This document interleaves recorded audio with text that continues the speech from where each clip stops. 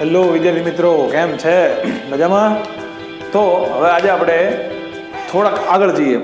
છેલ્લે આપણે જોયું કે આદિકોષ કેન્દ્રીય કોષ અને સુકોષ કેન્દ્રીય કોષમાં કઈ કઈ વસ્તુઓ છે, બરોબર. એમાં રાધર આપણે આદિકોષ કેન્દ્રીય કોષમાં બેક્ટેરિયા, એના પ્રકાર, એમાં જોવા મળતી અલગ અલગ ખાસિયતો, બરોબર, આ બધાનો અભ્યાસ આપણે કરેલો કે જેમાં આપણે રિબોઝોમ કેવા પ્રકારના જોવા મળે છે, પછી એની અંદર કઈ કઈ અંગિકાઓ જોવા મળે છે, મિસોઝોમ છે, ક્રોમેટોફોર છે જે પ્રકાશ સંશ્લેષણ માટે મદદરૂપ થાય છે, પીલી છે, ફિમ્બ્રી છે, કશા છે. કશાના 3 વિભાગો છે જે કોષમાં તલકાઈ સાથે જોડાયેલી છે. આ મારે કહેવાનું રહી ગયું હતું, તો મેં કીધું હું થોડુંક કહી દઉં.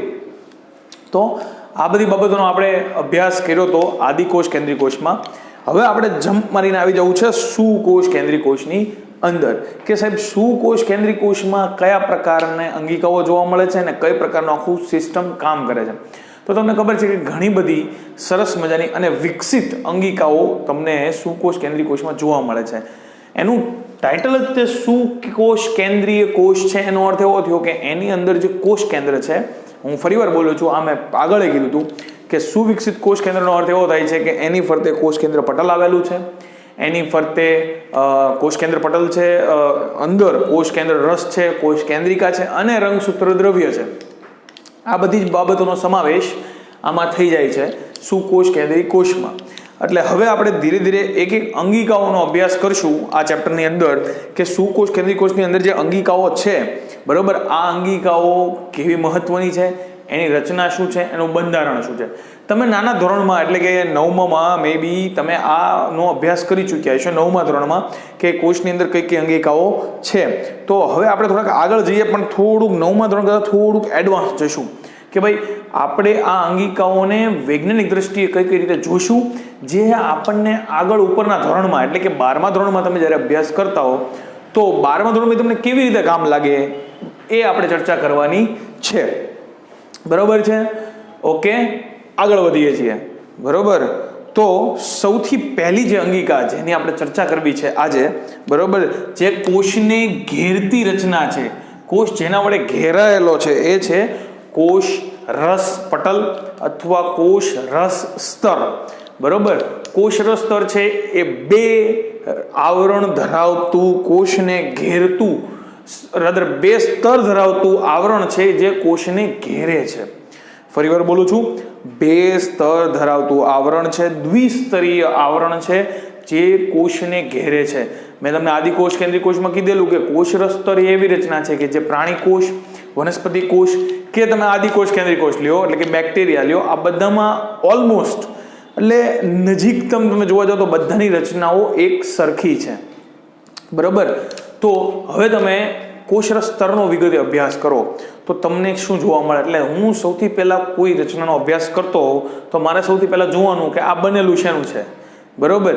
તમે કોઈ પણ સિમ્પલી કોઈ એક્ઝામ્પલ જોતા હો, બરોબર, તો એ શેનું બનેલું છે.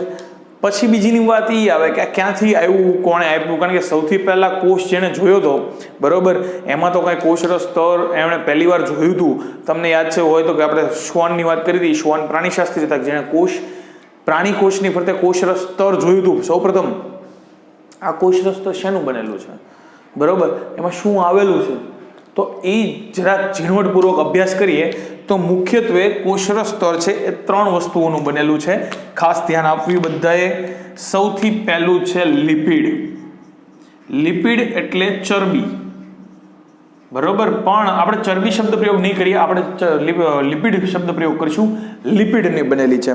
લિપિડમાં કઈ કઈ વસ્તુનો સમાવેશ થાય છે તો કે લિપિડની અંદર ફેટી એસિડ હોય છે, બરોબર. આ અત્યારે પ્રાથમિક તબક્કે તમારે યાદ રાખવાના છે આ બધા શબ્દો. આગળ ઉપર ફેટી એસિડનું બંધારણ કેવું છે ને એ બધું આપણે જોઈશું. અને તમે ભૂતકાળમાં જોઈને આવ્યા છો એવું હું માનું છું, બરોબર, કારણ કે તમે કેમેસ્ટ્રીની અંદર ફેટી એસિડની રચના કે મિસાઇલ રચના તમે ભણીને આવ્યા છો, બરોબર, કે જેમાં ફેટી એસિડ ગોઠવાય, હાઇડ્રોકાર્બન ચેઇન ગોઠવાતી હોય, એની ઉપર એનું શીર્ષ હોય, પૂંછડી હોય, આવી રચના તમે જોઈ છે. તો એ ફેટી એસિડ જેવી રચના છે, એ લિપિડનું બંધારણ છે. લિપિડમાં ફેટી એસિડ હોય. પછી બીજા ક્રમ પર જે આવે છે એ છે પ્રોટીન, બરોબર છે. તો લિપિડ છે, પ્રોટીન છે, અને ત્રીજા નંબરે જે આવે છે એ છે કાર્બોદિત અથવા કાર્બોહાઈડ્રેટ. કાર્બોહાઈડ્રેટ ઇંગ્લિશ શબ્દ છે, કાર્બોદિત છે એ ગુજરાતી શબ્દ છે, બરોબર. કે જ્યારે તમે આનો અભ્યાસ કરો છો કોષરસ સ્તરનો, તો કોષરસ સ્તરના બંધારણમાં મુખ્ય 3 બાબતો આવે છે.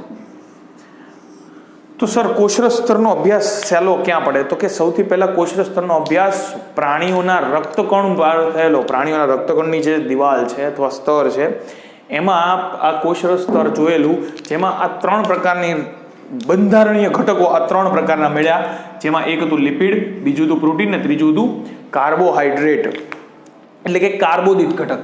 તો જે મુખ્ય ભાગ છે કોઈ પણ રસ સ્તર હોય એ મુખ્ય ભાગ લિપિડ ધરાવે છે, એટલે મેં એને નંબર 1 કીધો છે.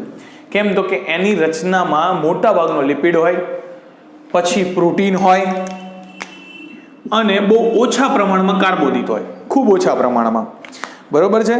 ઓલમોસ્ટ તમે કોઈ એક રક્તકણની વાત કરો તો એની અંદર 52% લિપિડ છે, 52%, 40% પ્રોટીન છે, બાકી બધું એ કાર્બોહાઈડ્રેટ અને એની સાથે અન્ય ઘટકો હોય છે. તો સર પ્રોટીનની અંદર અને ખાસ કરીને લિપિડમાં પણ અલગ અલગ પ્રકારના લિપિડ આમાં હાજર હોય છે. એ લિપિડની અંદરના જે ઘટકો છે એ હું કહું છું તમને, ખાસ નોંધી લેજો. ફોસ્ફોલિપિડ એટલે એવું લિપિડ કે જે ફોસ્ફરસ સાથે જોડાયેલું હોય, ફોસ્ફેટ સાથે, તો ફોસ્ફોલિપિડ છે. પછી બીજું શબ્દ છે સ્ફિંગોલિપિડ, આ તમને નહીં આપ્યું હોય, સ્ફિંગોલિપિડ, સોરી આ ગુજરાતી ઇંગ્લિશ મિક્સ થઈ ગયું છે એટલે તમે તમારી રીતે લખી નાખજો.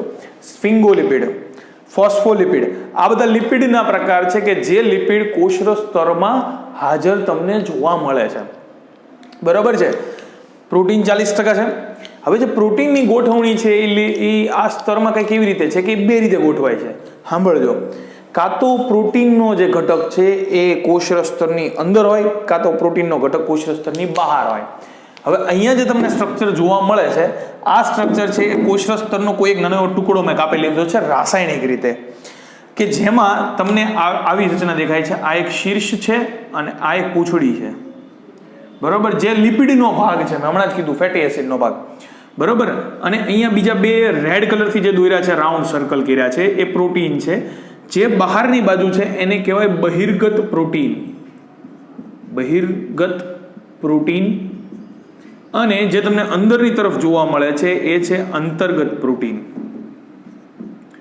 અંતર્ગત પ્રોટીન. હવે ગુજરાતી ભાષા હું થોડોક નબળો છું એટલે મારાથી વ્યાકરણની ભૂલો થશે, પણ એમ જવા દેજો ને, થોડુંક એમાં આપણે કાંઈ બહુ જોવું નથી. તો બહિર્ગત પ્રોટીનને જે અંદરની બાજુ ખૂપેલું હોય એને કહેવાય અંતર્ગત પ્રોટીન. તો પ્રોટીન છે એ કોષરસ સ્તરમાં 2 રીતે ગોઠવાય છે. ફરીવાર બોલું છું, જો એ પ્રોટીન ખૂપેલું હશે અંદર સ્તરમાં તો એને કહેવાશે અંતર્ગત પ્રોટીન, અને જો બહારની બાજુ હશે તો એને કહેવાશે બહિર્ગત પ્રોટીન. ક્યારેક એવા પણ હોય કે જે અંદરની બહાર આમ એવી રીતે ગોઠવાયેલા હોય, તો એનો જે મોટો ભાગ જ્યાં ગોઠવાયેલો હોય એને એ પ્રમાણે કન્સિડર કરવામાં આવે. જો પ્રોટીનનો મોટો ભાગ અંદર હોય અને બહુ નાનો ભાગ બહાર હોય તો એને અંતર્ગત પ્રોટીન કહેશું, બરોબર. તો પ્રોટીનની ગોઠવણીના આધારે પ્રોટીન 2 પ્રકારના છે, અંતર્ગત પ્રોટીન અને બહિર્ગત પ્રોટીન. હવે અમુક વિભાગો તમને અહીંયા કાર્બોહાઈડ્રેટના બનેલા પણ જોવા મળશે, જે આ સ્તરની સાથે જોડાયેલા હશે, બરોબર છે. રક્તકણમાં તો ખાસ તમને જોવા મળશે કાર્બોહાઈડ્રેટ એટલે કાર્બોદિત પદાર્થો, બરોબર છે. તો આ 3 ઘટકો મુખ્ય છે. હવે હું વધારે ડિટેલ ચર્ચા કરીશ લિપિડની. તો લિપિડનું બંધારણ તમે જો, તમને આવી રચના જોવા મળે કે જેમાં એક શીર્ષ હોય ક્રિયાશીલ સમૂહનું બનેલું અને હાઇડ્રોકાર્બનની ચેઇન હોય. હાઇડ્રોકાર્બન એટલે કે જેમાં કાર્બન ને હાઇડ્રોજન, મિથાઇલ ગ્રુપ વારંવાર આવતા હોય, CH2 CH2 CH3 CH3 CH3 એ રીતે. તો એ હાઇડ્રોકાર્બનની ચેઇન બનાવશે, જેને પૂંછડી અથવા ટેલ કહેવાય, અને આને હેડ એટલે કે શીર્ષ કહેવાય, બરોબર. આ સ્ટ્રક્ચર જે છે એને. હવે જ્યારે તમે પાણી સંદર્ભે આ રચનાની અભ્યાસ કરતા હો તો જે પૂંછડી છે, માથું છે, હેડ, શીર્ષ, ઈ હાઇડ્રોફિલિક છે. કેવું? હાઇડ્રોફિલિક એટલે કે જલાનુરાગી, પાણી પ્રત્યે સંવેદનશીલ, જલાનુરાગી અથવા હાઇડ્રોફિલિક. અને પૂંછડી છે એ હાઇડ્રોફોબિક છે, એટલે એને કહેવાય છે જલવિતરાગી, જલવિતરાગી, બરોબર. સોરી, સોરી અમારું જે દિવસનો કોરોના થઈ ગયો ત્યારથી મારી છીકો વધી ગઈ છે, શું કરવું? મજાક કરું છું, મને નથી થયું કાંઈ. આગળ, હેડ છે એ હાઇડ્રોફિલિક છે અને ટેલ છે એ હાઇડ્રોફોબિક છે, એટલે કે જલ વિતરાગી છે. હેડ છે એ હાઇડ્રોફિલિક એટલે કે જલાનુરાગી છે, પાણી પ્રત્યે સંવેદનશીલ. તો આ એ બંનેનું ગુણધર્મ થયો પાણી સંદર્ભે, બરોબર છે. તો આ લિપિડનો ભાગ છે. લિપિડના ભાગમાં તમને હેડ અને ટેલ જોવા મળશે. સેમ એવો જ વિભાગ નીચે જોવા મળશે. એટલે તમે જો સ્તરની બે બાજુ જુઓ, આ સ્તર છે તો આ સ્તરની દાખલા તરીકે અંદરની બાજુ છે, આ સ્તરની બહારની બાજુ છે. તો સ્તરની જે ધારની કિનારીઓ છે એ બે બાજુ હાઇડ્રોફિલિક વિસ્તાર છે, જોઈ શકો તમે. સ્તરની બે બાજુ, બહારની બાજુ અને અંદરની બાજુ, બંને બાજુ હાઇડ્રોફિલિક વિસ્તાર છે, જ્યારે સ્તરની અંદરની બાજુ છે એ હાઇડ્રોફોબિક વિસ્તાર છે. આ નોંધજો, 12મા ધોરણમાં આ કામ આવશે, બરોબર છે. આગળ જાઉં છું. તો આ બંધારણ છે કોષરસ સ્તરનું. હવે આ બંધારણ હું તમને કહું છું, તમે માની લ્યો છો, તમે ભણો છો, બરોબર. પણ તમે જો થોડું વધુ વિચારો, તમે કેમ માની લીધું કે આવું બંધારણ છે? મેં કીધું એટલે એવું છે? તો નહીં સર, આ બંધારણ આવતા પહેલા કોષરસ સ્તર વિશે ઘણા રિસર્ચ, ઘણા સંશોધનો થયા અને એ સંશોધનમાં અલગ અલગ વૈજ્ઞાનિકો છે, એમણે અલગ અલગ પોતપોતાની થિયરીઝ આપી. કોઈક વૈજ્ઞાનિક એવું કહે છે કે કોષરસ સ્તર આવું દેખાતું હતું, કોઈક વૈજ્ઞાનિક એવું કહે છે કે કોષરસ સ્તર આવું દેખાતું હતું. એમાં ઘણા બધા વૈજ્ઞાનિકોનો ફાળો છે. પણ 1972ની અંદર 1972માં સિંગર ગાયક નતો અને નિકોલસન નામના બે વૈજ્ઞાનિક હતા, સિંગર એન્ડ નિકોલસન. આ સિંગર અને નિકોલસન જે છે એ સિંગર અને નિકોલસન 1972ની અંદર કોષરસ સ્તરનું બંધારણ બહાર પાડ્યું, જેને એણે નામ આપ્યું ફ્લુઇડ મોઝેઇક મોડલ. કેવું? ફ્લુઇડ એટલે લિક્વિડ, ફ્લુઇડ મોઝેઇક. મોઝેઇક તમને ખબર છે, મોઝેઇક મોડેલ. એટલે તમે એક રીતે વિચાર કરો કે એક તરતું દ્રવ્ય છે કે જેની ઉપર અમુક મોઝેઇકના ટુકડાઓ મોઝેઇકની રીતે ગોઠવાયેલા છે, મીન્સ રેન્ડમલી ગોઠવાયેલા ટુકડાઓ છે એક તરતા દ્રવ્ય ઉપર. એટલે એક તરતું દ્રવ્ય છે. એટલે એણે એવું કીધું કે લિપિડનું આવું તરતું દ્રવ્ય છે, તારક દ્રવ્ય છે, એકદમ તરતું, અને એની અંદર પ્રોટીન આવી રીતે ખૂપેલા છે અથવા બહાર ગોઠવાયેલા છે. એટલે એને નામ આપ્યું ફ્લુઇડ મોઝેઇક મોડેલ. આ મોડેલ છે એ સર્વ સ્વીકૃત મોડેલ છે. આની પહેલા અલગ અલગ મોડેલ આવી ગયા, જેમાં કે સેન્ડવિચ મોડેલ છે, યુનિટ મેમ્બ્રેન મોડેલ છે, પણ એ આપણે બુકમાં નથી. એટલે જો હું આ બે નામ બોલ્યો હોઉં તો તમારે આ બે નામ નોંધી રખાય, ક્યાંક કામ આવે. તો ફ્લુઇડ મોઝેઇક મોડેલ છે એ સર્વ સ્વીકૃત છે, સર્વમાન્ય છે. એટલે તમે એને અત્યારે ભણો છો અને તમને હવે ખબર છે કે ફ્લુઇડ મોઝેઇક મોડેલ કેવું છે. એણે એવું કીધું કે લિપિડનું જે લેયર છે, ઓલું જેલી જેવું લેયર કેમ હોય એવું ફ્લુઇડ છે, અને એની ઉપર અથવા એની વચ્ચે ક્યાંક ખૂંચેલા છે પ્રોટીન. એટલે એને નામ આપ્યું ફ્લુઇડ મોઝેઇક મોડેલ. કોણે આપ્યું?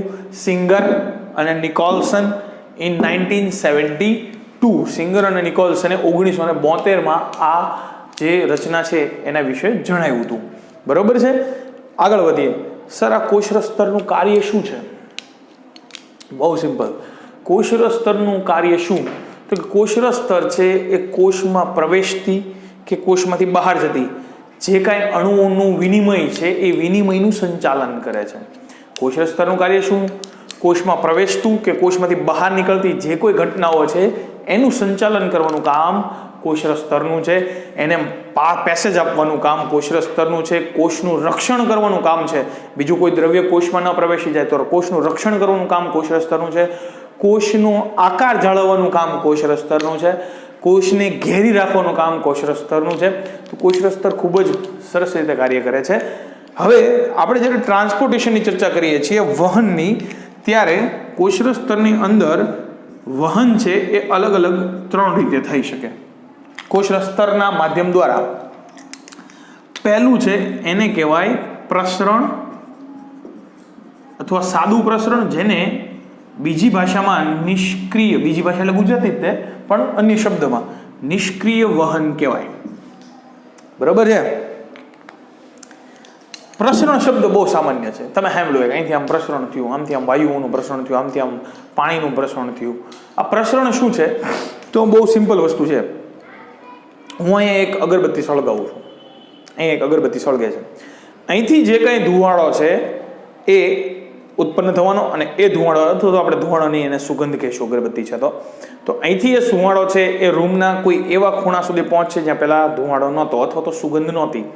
એનો અર્થ એવો થયો કે અહીંથી પ્રસરેલી સુગંધ અહીંથી ઉત્પન્ન થયેલી સુગંધ આખા ક્લાસમાં અથવા આખા રૂમમાં પ્રસરી ગઈ, પ્રસરણ થયું એનું.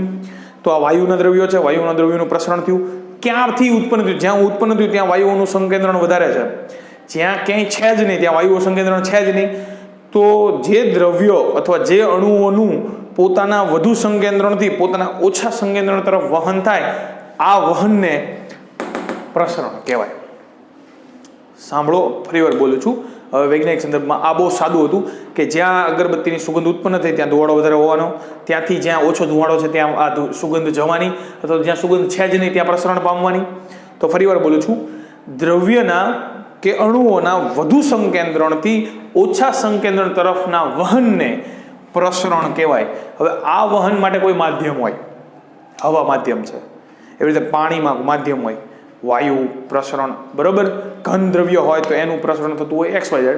પણ આ જ્યારે પ્રસરણ થાય ત્યારે એના માટે કોઈ માધ્યમ જવાબદાર હોય, તો ત્યાં તમારે કોઈ ઉર્જા વાપરવી પડતી નથી. મેં અહીં અગરબત્તી સળગાવી તો મારે હવા અથવા તો સુગંધ છે એ કોઈ એક ખૂણામાં પહોંચાડવા માટે મારે કોઈ જ મહેનત કરવી પડતી નથી. આજુબાજુ વાયુઓના અણુઓ છે જ્યાં ધક્કો મારીને ત્યાં સુધી સુગંધ પહોંચાડશે.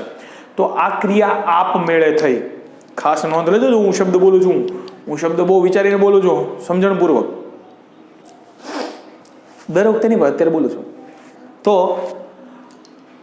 સાંભળજો ફરીવાર કે જ્યારે કોઈ દ્રવ્યના અણુઓનું પોતાના વધુ સંકેન્દ્રણથી ઓછા સંકેન્દ્રણ તરફ વહન થાય તો એને પ્રસરણ અથવા નિષ્ક્રિય વહન કેમ કહેવાય?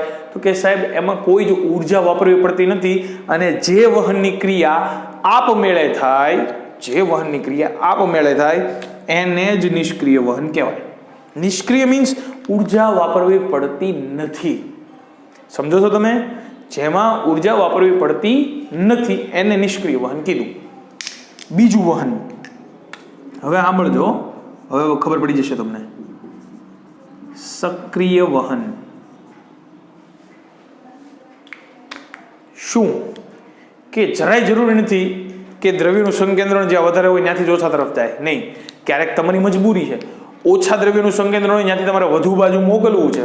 દાખલા તરીકે આ કોષ સ્તર છે, કોષની બહાર સોડિયમ આયન સંકેન્દ્રણ છે, કોષની બહાર સોડિયમ આયનનું સંકેન્દ્રણ વધારે છે, કોષની અંદર ઓછું છે, છતાં મારે ઓછાથી આ કોષમાં રહેલું સોડિયમને હજી મારે વધુ બહાર મોકલી દેવું છે. ઉદાહરણ છે, કોષની બહાર મારે સોડિયમ મોકલવું છે, અહીંયા સંકેન્દ્ર વધારે જ છે, તો મારે શું કરવું પડશે? તો અહીંથી સોડિયમને ધક્કો મારીને અહીંયા મોકલવું પડશે. મીન્સ ઓછા સંકેન્દ્રણથી વધુ સંકેન્દ્રણ તરફ મારે દ્રવ્યના અણુઓને જ્યારે મોકલવા હોય અથવા કોઈ આયનોને મોકલવા હોય ત્યારે મારે શું કરવું પડશે? ઉર્જા વાપરવી પડશે. ઉર્જા તમારા શરીરમાં ATP સ્વરૂપે વપરાય છે, એટલે કે ઉર્જા વાપરવી પડે. તો જે વહનમાં ઉર્જા વાપરવી પડે એને સક્રિય વહન કહેવાય. અને સક્રિય વહન છે એ કઈ દિશામાં હોય? તો કે ઓછા સંકેન્દ્રણથી વધુ સંકેન્દ્રણની દિશામાં. એટલે જે પ્રસરણની દિશા હતી એની કરતાં દિશા બદલાઈ ગઈ. સાંભળજો, વધુ સંકેન્દ્રણથી ઓછા સંકેન્દ્રણ તરફ વહન થતું હોય તો એને સંકેન્દ્રણ ઢોળાંશ કહેવાય. શુદ્ધ ગુજરાતી ભાષામાં સાંભળજો, વધુ સંકેન્દ્રણથી ઓછા સંકેન્દ્રણ તરફ વહન થતું હોય તો એવા પ્રકારના વહનને સંકેન્દ્રણ ઢોળાંશનું વહન કીધું, અથવા તો સંકેન્દ્રણ ઢોળાંશની દિશામાં વહન કીધું. તો સક્રિય વહન કેવું થયું? સંકેન્દ્રણ ઢોળાંશની વિરુદ્ધ. સંકેન્દ્ર ઢોળાંશ કેલા સર્જાય છે? જ્યારે વધુથી ઓછા તરફ હોય તો એને સંકેન્દ્ર ઢોળાંશ કહેવાય, બરોબર. અને જો ઊંધું હાલતું હોય તો સંકેન્દ્ર ઢોળાંશની વિરુદ્ધ, એટલે કે ઓછા સંકેન્દ્રથી વધુ સંકેન્દ્ર તરફ વહન. ખ્યાલ આવે છે? તો સક્રિય વહન એ કેવું છે? સંકેન્દ્ર ઢોળાંશની વિરુદ્ધ દિશામાં. ક્લિયર? નિષ્ક્રિય વહન કેમ થાય? સંકેન્દ્ર ઢોળાંશની દિશામાં, જે ક્રિયા આપમેળે છે, જેમાં કોઈ ઉર્જા વાપરવી પડતી નથી. અને ત્રીજો મુદ્દો જે છે એ છે આશ્રુતિ. આ શબ્દ તમે અગાઉ સાંભળીને એવો ન સાંભળ્યા હોય તો ધ્યાન આપજો. આ ક્રિયા થવા માટે આ ત્રણેય એક પ્રકારની ભૌતિક વહનની ક્રિયાઓ છે. ભૌતિક જૈવ ભૌતિકી કહેવાય.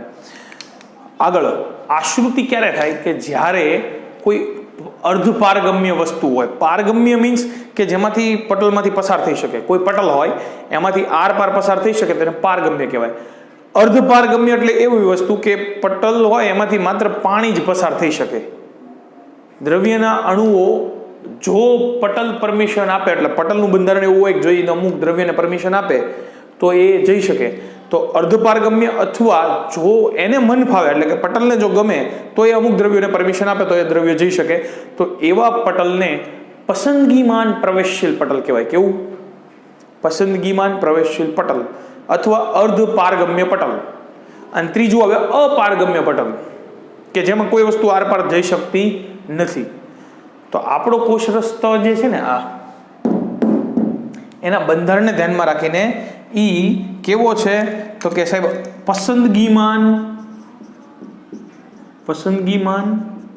પટલ છે. એટલે અર્ધપારગમ્ય છે.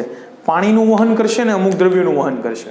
હવે સાંભળજો, જ્યારે બે અલગ અલગ સાંદ્રતા ધરાવતા દ્રાવણ હોય એની વચ્ચે આવો અર્ધપારગમ્ય પટલ મૂકેલો હોય, સાંભળજો, બે અલગ અલગ સાંદ્રતા ધરાવતા દ્રાવણો હોય એની વચ્ચે અર્ધપારગમ્ય પટલ હોય ત્યારે દ્રાવકના અણુઓનું વહન, દ્રાવક એટલે પાણી દ્રાવક છે, દ્રાવકના અણુઓનું વહન દ્રાવકની પોતાની ઓછા સંકેન્દ્રણ તરફ થાય. એટલે કે પાણીનું વહન ક્યાં થશે કે જ્યાં પાણી ઓછું હશે.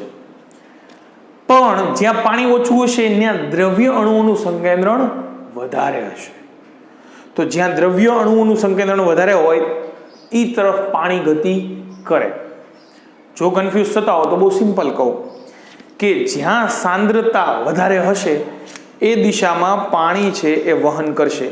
પણ શરત શું? વચ્ચે કયું પટલ હોવું જોઈએ? અર્ધપારગમ્ય અથવા પસંદગીમાન પટલ. તો પાણી છે એ ઊંચા સંકેન્દ્રણ તરફ ગતિ કરશે. ઊંચું કોનું સંકેન્દ્રણ? પાણીનું પોતાનું નહીં, દ્રવ્યના અણુઓનું. પાણી દ્રાવક છે, બરોબર. તો જ્યાં દ્રવ્ય અણુઓનું સંકેન્દ્રણ વધારે હોય એ દિશામાં પાણી વહન કરશે. બહુ સિમ્પલ ઉદાહરણ આપું. 2 ગ્લાસ લેવાના અથવા 2 અલગ અલગ દ્રાવણો લેવાના. એકમાં તમારે 20 ચમચી ખાંડ નાખવાની, એકમાં 40 ચમચી ખાંડ નાખવાની અને બે વચ્ચે અર્ધ પ્રવેશશીલ પટલ રાખી બેને એક પાત્રમાં ઢોળી દેવાનું.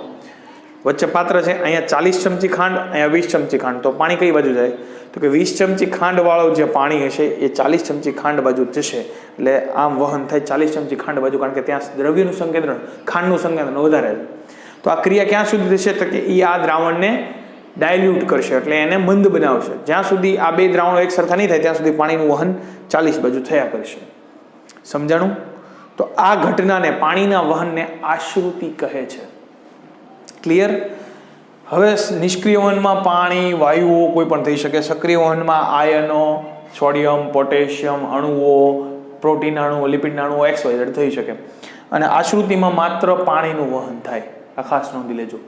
આશ્રુતિમાં માત્ર ને માત્ર પાણીનું વહન થાય. તો આ છે કોષરસ સ્તર, એનું વહન, એનું બંધારણ અને એનું કાર્ય. ક્લિયર? અને હા, કોણે એ મોડલ આપ્યું? ક્લિયર?